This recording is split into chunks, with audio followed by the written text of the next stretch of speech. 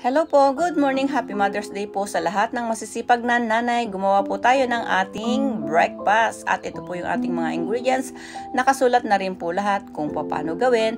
Ito po, panoorin nyo po. Paglalagay po natin lahat ng dry ingredients at saka natin siya sasalain. Pag nasala po natin, ilagay po natin yung milk at yung egg. Isang itlog lang po ang ating inilagay at maglagay po tayo ng butter.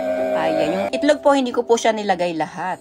At saka natin siya papaalsahin at ayan po yung natirang itlog. Lalagay po natin siya sa pang-topping. Ayan.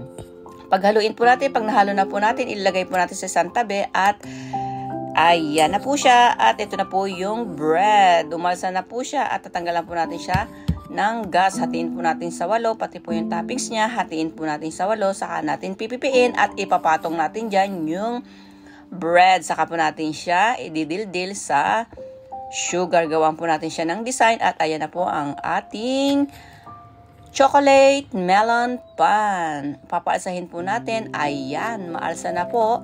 Pwede na po natin siyang iluto sa 180 ng 15 minutes at ito na po ang ating agahan. Sa mga masisipag na nanay, inaalay ko po ito para sa inyong lahat. Maraming po salamat. Happy Mother's Day po sa lahat ng mga nanay.